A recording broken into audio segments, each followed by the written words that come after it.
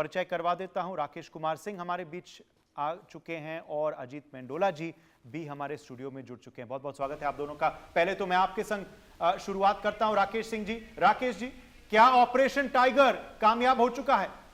देखिए, जो हमारे सूत्रों ने पहले से ही इसको लेकर जानकारी दी थी उदय कि ऑपरेशन टाइगर जो है अंजाम दिया जा रहा है। जो हम लोग एक डिस्कशन में बैठे थे आपसे, हम कहे कि एक बड़ा ऑपरेशन जल्द ही जो है होने वाला है, अजीत जी भी थे उसमें, और आखिरकार ऑपरेशन टाइगर को अंजाम दिया जा चुका है। अब जो है इसकी औपचारिकता मात्र रह गई है। 6 सांसद जो हैं ये शिंदे गुट में जाने को तैयार हैं, और जिस तरह से आपने देखा कि संजय राउत जो कि यूबीटी उद्धव गुट के हैं, उन्होंने साफ तौर पे कहा कि 15-15 करोड़ रुपए का ऑफर और चार्टर्ड प्लेन। तो ये जिस तरह से अपने घर को आपको मजबूत रखना है, मजबूत रखना है, इस पर कोशिश किया जाना चाहिए था। लेकिन जिस तरह से उद्धव ठाकरे से लगातार उनके सांसद, और यही नहीं उदय, अभी जो हैं उनके विधायक भी टूटेंगे, ये हमारे पास जानकारी है। और ये बड़ी जानकारी, क्योंकि आप मुंबई में हैं और आपके नाक के इस तरह का ऑपरेशन को अंजाम दिया जा रहा है। और इसके संकेत थे, इसके संकेत थे राकेश जी, फिर भी कुछ हो नहीं पाया, कुछ इनको रोका नहीं जा पाया। खबर ये आ रही थी कि मीटिंग बुलाई गई, कुछ सांसदों ने कहा हम वर्चुअली जुड़ेंगे, मगर मंशा नहीं बदली उनकी, आखिर टूट ही गए। अजीत जी। उदय जी, अगर ये राजनीतिक दल इंडिया न्यूज़ को ये लगातार देखते रहते तो हम तो जब 4 मई को रिजल्ट आया था, कहाँ का, बंगाल का आया था, और हम तभी मैंने ये भी कहा था कि बंगाल में टीएमसी टूटने वाली है, और हमने तभी कहा था कि महाराष्ट्र में सुबगार। उसके बाद ही हमने कहा था महाराष्ट्र जो बीजेपी जिस स्ट्रैटेजी पे चल रही है, बीजेपी की स्ट्रैटेजी है कि बहुमत का आंकड़ा जो 272 का, उसको पार करके 350 तक पहुंचाना है। 350 की बात मैं इसलिए कर रहा हूं क्योंकि जो अब बिल, परिसीमन बिल, ये तमाम बिल जो सरकार लाना चाहती है, इम्पोर्टेंट बिल, उनमें कोई रुकावट ना आए। मैं ये कह रहा हूं कि अगर अपोजिशन, अगर 2020 से अगर कांग्रेस अलर्ट होती, अपोजिशन अलर्ट होता, जब पहली बार मध्य प्रदेश में एक बहुत बड़ी टूट हुई, उसके बाद राजस्थान ज्योतिरादित्य सिंधिया टूट के चले गए बीजेपी में, उसके बाद राजस्थान में सचिन पायलट के साथ 17-18 विधायकों ने पार्टी तोड़ने की कोशिश करी, वो बातें अलग नहीं टूट पाई। उसी टाइम पे ये बड़ी बात हुई कि भाई कहीं 25 करोड़ रुपये दिए गए हैं, कहीं 20 करोड़ रुपये विधायकों को दिए गए हैं। लेकिन उसके बावजूद जो देश की सबसे बड़ी पार्टी कांग्रेस, उसने इस चीज़ पे कभी मंथन नहीं करा कि आखिर ये टूट क्यों हो रही है। पार्टियों में रीजनल पार्टियाँ टूट रही हैं, फिर उसके बाद महाराष्ट्र में इतना बड़ा ऑपरेशन हो गया, मतलब आप समझिए कि पूरी पार्टी तोड़ दी उद्धव ठाकरे की पार्टी। बंगाल में तो खैर अब उसके बाद में, लेकिन मैं ये कह रहा हूँ कि अपोजिशन आखिर कर क्या रहा है, क्यों नहीं वो अपनी ताकत को बढ़ाने की कोशिश कर रहा है, जिससे कि टूट फूट के जो खेल है, मैं तो को संकट, मेरे को तो खतरा है। एक चीज नहीं मंडोला साहब, अभी जो हमारे पास जानकारी है, जो हमारे महाराष्ट्र से आ रही है कि एनसीपी शरद पवार गुट में भी एक बड़ा टूट होने की उनकी खबर है। ये तो पवार साहब विलय करेंगे बीजेपी में, या कांग्रेस कोई हाँ सॉरी हाँ नहीं, ये तो कांग्रेस का देखो, कांग्रेस का रास्ता देखो, मैं कांग्रेस में जाके क्या करेगा आदमी। अजीत जी तो बड़ा गेम कह रहे हैं कि विलय कर लो बीजेपी के संग। अरे मैं नहीं, मैं तो अभी आपको बड़ी अजीब बात लगेगी, बड़ी काल्पनिक बात लगेगी। मैंने एक स्टोरी करी भी थी अपने गार्डियन में कि भैया उत्तर प्रदेश के चुनाव के बाद जब उत्तर प्रदेश का रिजल्ट बंगाल की तरह आएगा, तो क्या राहुल गांधी अपने बचे कुछ सांसदों को रोक पाएंगे, या अखिलेश यादव अपने बचे कुछ सांसदों को रोक पाएंगे? एक और बड़ी खबर मैं ये कह रहा हूँ, ये टूटेंगी दोनों पार्टियां। और एक और पार्टी, एक राजभर ने, ओपी राजभर ने एक बड़ा ऐलान करके चौंका दिया कि समाजवादी पार्टी के एक बड़े जो वर्ग है वो पार्टी छोड़ना चाहती है। वो मतलब बताइए, ये क्योंकि विपक्ष के लिए सबसे बड़ा गुट कांग्रेस पार्टी के बाद सपा ही है। सपा ही है। अगर सपा में डीएम के एनडीए की तरफ आता हुआ दिख रहा है। इधर महाराष्ट्र के जो बचे कुछ एमपी, चाहे एनसीपी के हो या दूसरी पार्टियों के, सब वहां पर, मगर पहले इसी पर ही रहते हैं, ऑपरेशन टाइगर पर ही रहते हैं। आप बड़ा इंटरेस्टिंग बात कह रहे थे कि अब विधायकों की बारी हो सकती है। उद्धव ठाकरे के नेतृत्व के लिए ये एक बहुत बड़ा झटका है राकेश जी। पहले तो उनकी पार्टी टूट गई, अब उसकी पार्टी में जो बचे थे वो भी चले गए। क्या उनकी पार्टी अब सिर्फ अरविंद सावंत और संजय राउत तक सीमित रह जाएगी, और उनके बेटे आदित्य तक? देखिए उदय जी, साफ तौर पे अब से कुछ देर पहले, मैंने कल ही शाम को बातचीत हो रही थी, तो उसमें से एक सांसद है, उन्होंने बताया कि कल तक इंतज़ार कीजिए। और हम बोले कि अरे भाई आप तो साफ साफ बता दीजिए ना कि 6 हैं कि 7 हैं। तो बोले कि 6 हैं। तो हमने बोला कि मतलब चला दें? तो बोला कि आपके ऊपर डिपेंड करता है। तो हम बोले कि आखिर ऐसी स्थिति, हम बोले कि देखिए जो मातोश्री है, जिस तरह से उद्धव ठाकरे को अपने नेताओं से मिलना चाहिए, दूरियां जो है ना इन लोगों को, अगर आप उनकी समस्याओं को नहीं सुनेंगे, उनके मुद्दे को नहीं सुलझाएंगे, तो ऐसे में इस तरह की और उदाहरण देखने को मिलेगा। जिस तरह से मैंने कहा कि एनसीपी शरद पवार, उनकी भी स्थिति अगर नहीं मिलते हैं बीजेपी में, जिसका हम लोग कल परसों क्या चर्चा कर रहे थे, जोयिता जी क्या चर्चा कर रही थी, ममता मगर संजय राउत तो इल्जाम लगा आप कह रहे हैं कि रोकना चाहिए था अगर वो इंडिया न्यूज का इस कार्यक्रम देख रहे थे। मगर संजय राउत कह रहे हैं कि 15-15 करोड़ दिया जा रहा है, 50 करोड़ दिया जा रहा है। 50 करोड़ रुपए दिए, वो तो आप कहने के लिए कितना भी कह दो। मैं ये कह रहा हूँ कि देखिए पार्टी क्यों टूटी। जोयिता जी ने एक बात कही कि ममता बनर्जी घमंड में आ गई थी, अपने भतीजे के इर्द गिर्द रेंग रही थी। यहाँ भी क्या पुत्र मोह चल रहा है? पुत्र मोह नहीं, उद्धव ठाकरे भी यही राजनीति। देखिए कांग्रेस भी क्यों हो रही है, राहुल गांधी भी अगर नहीं मिल रहे हैं, ये जितने नेताओं जिनकी पार्टी टूट रही है या हार रहे हैं, ये अपने कार्यकर्ताओं से नेताओं से नहीं मिलते हैं, उनकी सुनते ही नहीं है। इनको लगता है कि इस देश में राज करने का ठेका हमारे पास है, हमको कोई कुछ नहीं कर सकता। मैं एक चीज़ के लिए वो, हालांकि लोकतांत्रिक तरीके में तोड़ फोड़ करना ठीक नहीं है, लेकिन जो हालात देश के बन गए थे रीजनल पार्टियों के चलते, मैं उस लिहाज से कहता हूं कि ये प्राइम मिनिस्टर यानी आप चाहेंगे कि वापस वो दो पार्टी सिस्टम, वापस दो पार्टी सिस्टम वही हो रहा है, वही होना। जोयिता बासु भी हमारे बीच आ गई है, क्योंकि हो रहा है क्यों कि लोगों को, वोटर को समझ में आ गया कि ये जो परिवारवाद पार्टी है सारे, ये कुछ नहीं करेगा, ये लोग कुछ नहीं करेगा। बंगाल में क्या हुआ, 50 साल से सीपीएम एक रीजनल पार्टी था, एक्चुअली नेशनल पार्टी नाम का ही नेशनल पार्टी, रीजनल पार्टी। उसके बाद 15 साल से ममता सीपीएम परिवारवादी पार्टी नहीं थी। नहीं, रीजनल और परिवारवादी दोनों, और कभी कभी दोनों मिल जा रहे हैं। हाँ, परिवारवादी ममता बनर्जी पूरा परिवार का है। तो उसमें क्या हुआ, कोई भी काम नहीं हुआ, पैसा नहीं आया, फंड्स नहीं आया बंगाल में। तो क्या होता है, यूपी में भी तो वही हुआ था। आप अगर अखिलेश यादव का देखे है, मायावती जब थे, क्या कहाँ कुछ फ्लाईओवर बने थे, नोएडा का आसपास अच्छा हो गया था। और लेकिन परिवार का प्रॉब्लम क्या हो जाता है, सेंटर का बैकिंग नहीं रहता है।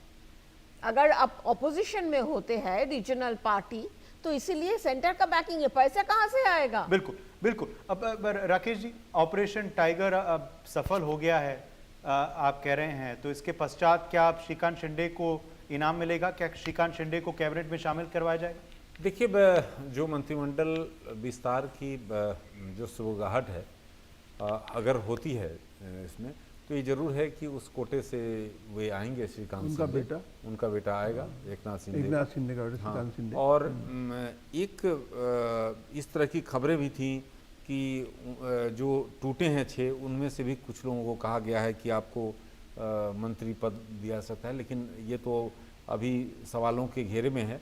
लेकिन उदय, सबसे महत्वपूर्ण बात यह है कि जिस तरह से, क्योंकि हम लोग जब 1 महीना पहले से चर्चा कर रहे थे कि इस तरह के ऑपरेशन वहाँ पर अंजाम दिया जा रहा है टाइगर का, और आपको नाक के नीचे पता नहीं चलना, आप वहाँ पर मीटिंग बुलाते हैं, वहाँ पर 4 सांसद आते हैं आपकी मीटिंग में, कई सांसद जो हैं जूम के जरिए जुड़ते हैं, तो आप उस दिन आपको सचेत हो जाना चाहिए था।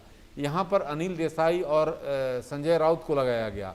संजय राउत, ये कुछ ही देर पहले एक नेता से बात हो रही थी, तो संजय राउत के बारे में उन्होंने कहा कि संजय राउत इस पार्टी को जो है मटिया मेट करके छोड़ेंगे, और जिस तरह के बयानबाजी वो लगातार करते रहे हैं, उससे कहीं ना कहीं पार्टी को नुकसान होता रहा है। और जिस तरह से आक्रामक, आज भी उन्होंने कहा कि सब ने सौगंध खाई है, और जिसने इस तरह के घटना को अंजाम दिया तो उसे हम नहीं, कुछ आपत्तिजनक, बिल्कुल आपत्तिजनक शब्दों का इस्तेमाल किया। जोयिता, कल टीएमसी, आज शिवसेना उद्धव, क्या कल एनसीपी शरद की बारी है? उससे भी ज्यादा है, एसपी की बारी है क्या? नहीं, वो तो परसों है। ये मैं कह रहा हूँ कल की बारी की, 2027 शरद पवार की बारी है। शरद पवार की फैक्शन की तो बारी है, चांस तो है, चल रहा है, चांस तो काफी है, लेकिन मैंने तो सुना कि समाजवादी पार्टी का भी चल रहा है। हाँ, लेकिन अभी चर्चा आप बताइए समाजवादी पार्टी में क्या चल रहा है, क्या आपके सूत्र बता रहे हैं? क्या ओम प्रकाश राजभर के ट्वीट को सीरियसली गंभीरता से लें या ना लें? रामगोपाल यादव कह रहे हैं उनको सीरियसली कौन लेता है? देखिए, जहाँ तक समाजवादी पार्टी, इसलिए ओपी राजभर थोड़ा बयानों के लिए जाने जाते हैं उदय, आप भी जानते हैं उसको बात को लेकर। लेकिन उत्तर प्रदेश समाजवादी पार्टी के बारे में अभी कहना थोड़ी जल्दबाजी होगी, लेकिन ये जरूर है कि जिस तरह से घटनाक्रम चल रहा है, पहले आपने देखा कि पश्चिम बंगाल में जिस तरह से ममता टीएमसी का हाल, अब जो है इधर एकनाथ शिंदे की तरफ सभी लोग जा रहे हैं, अब उधर एनसीपी की भी सुगबुगाहट है। तो ऐसी स्थिति में अगर कोई इस तरह की घटना हो तो इसमें आश्चर्य नहीं व्यक्त करना चाहिए आपको, क्योंकि लोगों को लग रहा है जिस तरह से प्रधानमंत्री नरेंद्र मोदी की अगुवाई में कि अगर कुछ करना है, क्षेत्रों को विकास करना है, अगर केंद्र का और राज्य का सहयोग नहीं रहेगा तो आप नहीं कर पाइएगा। उसके पीछे दूसरा क्या है ना राकेश जी, कि अपोजिशन कहीं लड़ाई लड़ते हुए नहीं दिख रहा है, कहीं कोई चुनाव नहीं जीत रहा है। तो जो एमपी बने हुए हैं, जो राजनीति कर रहे हैं, उनको सबको एक असुरक्षा का भाव हो गया कि जो हालात बन रहे हैं वो हालात तो ऐसे दिख रहे हैं कि जो जैसे प्रधानमंत्री मोदी कहते हैं कि विकसित भारत 2047 है ना, तो सबको लगने लगा है कि अगर यही स्थिति रही कि बंगाल हारेंगे, पंजाब हारेंगे, यूपी हारेंगे, तो भाई समाजवादी पार्टी में रह के या कांग्रेस में रह के क्या करेंगे आप? मगर अब जिनको आप कह रहे हैं कि विपक्ष के नेता हमारा हेडलाइंस के पीछे के कार्यक्रम को देखना चाहिए, शायद देख रहे हैं, क्योंकि एक और चीज हो गई है। हमने यहाँ चर्चा की थी पिछले हफ्ते, उस दिन आप नहीं थे राकेश जी, हम लोगों ने चर्चा की थी, अजीत जी भी उस डिस्कशन में शामिल थे, कि कांग्रेस पार्टी छात्रों को लेकर सड़कों पे क्यों नहीं उतर रही। कॉकरोच जनता पार्टी ने सारा माइलेज जो है वो ले लिया, बट अब उतर गई है। अब शायद आपकी बात और हमारी बात सुन ली है कांग्रेस पार्टी के नेताओं ने, अब शायद कोटा जा रहे हैं राहुल गांधी। पहुंच गए हैं। अभी वो फूल मालाएं उन्होंने सबके, वो जो माला होती है सूती माला, उन्होंने ले ली है। अब वो थोड़ी देर में उनका 7:30 बजे इसका क्या असर होगा, राजनीतिक असर? देखो, राजनीतिक असर ये है कि पहले तो अब वो लाभ तो कुछ नहीं मिल रहा है कांग्रेस पार्टी को। मेरी नज़र इस बात पे कि राहुल गांधी आज के बाद, आज कितनी तारीख है, 17 जून है, वो 18 जून 19 जून को भारत में रहेंगे कि नहीं रहेंगे, मेरी चिंता इस बात को लेकर है। मैं नहीं इसलिए बोल रहा हूँ मैं, गर्मी का छुट्टी, ये जोयता जी पिछले 1 महीने से कह रही 45-46 डिग्री टेम्परेचर है, और राहुल जी उन्होंने 3-4 कार्यक्रम रखे, लेकिन 3-4 कार्यक्रम वही तो आपको बता रहा हूँ। 17 तारीख के बाद कब है उनका अगला कार्यक्रम, पता है आपको कब है? छुट्टी मिलती नहीं, अब मुझे नहीं मिलती है, राहुल गांधी को तो छुट्टी चाहिए। अब 17 तारीख के बाद उनका अगला कार्यक्रम है 10 जुलाई। अब मुझे बताइए 17 जून को 10 जुलाई का कार्यक्रम करने का क्या तुक है? 17 को 20 करते, 25 करते भाई, 17 के बाद आप 20 कर देते, 22, आपको पता क्या है, 17 के बाद सीधे 10 जुलाई, पूरे 1 महीने बाद। क्या इस वजह से जोयता जी शरद पवार के फैक्शन और ममता बनर्जी की टीएमसी फैक्शन नहीं जा रहे कांग्रेस पार्टी में विलय करने? देखिए, ममता बनर्जी के लिए थोड़ा प्रॉब्लम है राहुल गांधी के सामने जाके जी हजूरी करना, वो तो क्यों करेंगे। एक्चुअली आप अगर देखें, ममता बनर्जी के जो भी हाल है, अभी चीफ मिनिस्टर थे, राहुल गांधी तो अभी तक कोई पद नहीं संभाले, अभी तक चीफ मिनिस्टर थे। आफ्टर ऑल वो एक लेफ्ट का 35 साल का रूल ख़त्म किए, नेशनल लीडर थे, वो जाके राहुल गांधी के सामने बोलेंगे कि हाँ हुजूर आप बोलो, ऐसा तो नहीं होता। इसीलिए वही होगा मेन कारण, क्योंकि मर्ज करने का प्रॉब्लम है। अब अभिषेक बैनर्जी ये तो, और ये लोग भी चाहेंगे कि लीडर ऑफ अपोजिशन चाह रहे हैं राज्यसभा में, खरगे के क्या हटा देंगे वो लोग, ऐसे भी तो नहीं। फंडामेंटली फ्लॉड है फॉर्मूला जो है, और अब तो ये इनका पार्टी जाके तो किसी जगह पे चले गए जी। पर कहीं ना कहीं अब वापस लौटते हैं सपा पर, क्योंकि अजीत जी, सपा के जो आंकड़े हैं लोकसभा में वो बहुत ज़्यादा हैं। कांग्रेस पार्टी के बाद सबसे ज़्यादा विपक्ष के पास नंबर्स हैं तो समाजवादी पार्टी के पास हैं। इस वजह से वो उनका गुट टूटना या उनका गुट एब्सटेन करना सरकार को बहुत बड़ा फायदा होगा ये बिल पास करवाने के लिए। तो सपा में क्या फूट हो सकती है? क्या सपा को एब्सटेन करवाया जा सकता है या फिर मुश्किल लग रहा है आपको? देखो उदय जी, क्या है कि प्रधानमंत्री मोदी ने 2024 में नारा दिया था 400 पार का। भले ही हम लोग आज, हमको अजीब सा लग रहा है 400 पार बोलने वाली बात, लेकिन देखो जो हालात परिस्थितियां इस देश में राजनीतिक घट रही हैं, उत्तर प्रदेश में आज के दिन एक चलते फिरते आदमी से पूछो यार क्या होने वाला उत्तर प्रदेश, क्या है जी, योगी जी एक तरफा जीत रहे हैं, कोई ये नहीं कहता योगी को कोई चैलेंज है, वो तो ये कहते हैं कि जीत रहे हैं एक तरफा। मेरा मानना है कि ये माहौल, ये वातावरण बन चुका है। समाजवादी पार्टी के नेता, मेंबर ऑफ पार्लियामेंट के अंदर भी एक टेरर है, आतंक है कि भाई अब, क्योंकि बंगाल ने सबको डरा दिया है। बंगाल के बाद उनकी समझ में एक बात तो आ गई कि भैया देखो, बंगाल अगर जब बीजेपी जीत सकती है, और मैं आज आपको ये बात कह रहा हूँ, बीजेपी पंजाब भी जीतेगी। कैसे जीतेगी, क्या होगा, मैं नहीं जानता, लेकिन ये तो बहुत बड़ी बात होगी। पंजाब जीतेगी। पंजाब में किसी एक गुरु को, आरएसएस की मीटिंग शुरू हो गए, आरएसएस की मीटिंग शुरू हो गए। उदय जब हम लोग पार्लियामेंट में नहीं, किसी धार्मिक गुरु को शायद वो बीजेपी अपना फेस बनाने वाली है, मैं नाम भूल रहा हूँ इस वक्त, कोई धार्मिक गुरु है वहाँ का, वो फेस बनेगा। इसलिए लेकिन अभी तो जो छोटा मोटा जो चुनाव हो रहा है, तो आप तो स्वीप कर रहे हैं अभी। ओरिजिनल देखिए, वो तो जो लोकल बॉडी चुनाव है उसका, पंजाब चुनाव जब बीजेपी जाएगी, आरएसएस जब लगेगी उस काम पे, इसलिए अगर समाजवादी पार्टी के लोगों को, जो मेंबर ऑफ पार्लियामेंट है, मगर एक दो जो विधायक भी हैं बीजेपी के, वो कह रहे हैं कि चुनाव के पश्चात जो हाल होगा सपा का, वो भी टीएमसी से बुरा होगा। मगर कह नहीं रहे अभी, अब राकेश वो कह नहीं रहे अभी, तो क्या अगर फूट होगी सपा में, तो क्या वो चुनाव के पश्चात होगी, परिणाम को देखते हुए? हाँ, वो तो 2027 में होगी। चुनाव क्या मुश्किल लग रहा है? अभी मुश्किल थोड़ा लग रहा है क्या ये थोड़ा सा? हाँ, देखिए, ये अगर परिस्थितियां प्रतिकूल रहती हैं, और जिस तरह से जो लोग का आकलन है अधिकतर लोगों का, तो वैसी स्थिति में समाजवादी पार्टी में फूट होना लाजमी होगा, क्योंकि क्या यादव परिवार दोबारा भी फूट आ सकती है यादव परिवार में? क्या ये पॉसिबल है? क्योंकि राजभर जी ने एक और चीज कही थी, उन्होंने अंकल का नाम लिया था, रामगोपाल यादव का नाम लिया था कि उन्होंने चिट्ठी दी है, तो कहीं ना कहीं वो भी क्या मिर्च मसाला वहां डाल रहे हैं? देखिए, जोईता जी कुछ बताना चाह रहे हैं? नहीं, एक्चुअली बीजेपी का अंदर मैंने बात की थी किसी से, वो बोले कि हम लोग तो जीत रहे हैं, क्योंकि जो 2024 में जो चुनाव का, हाँ, इजीली जीत रहे हैं। और वो लड़का कोई टी शर्ट पहन के घूमता है, कोई काम पे नहीं, पर उसको सीरियसली कोई नहीं ले रहा है, ये बात आया है। किसको? लड़का को। ओके। यूपी का लड़का। यूपी के लड़के हैं अब तो। हाँ, यूपी के 2 लड़के हैं। ये कब तक लड़के रहेंगे?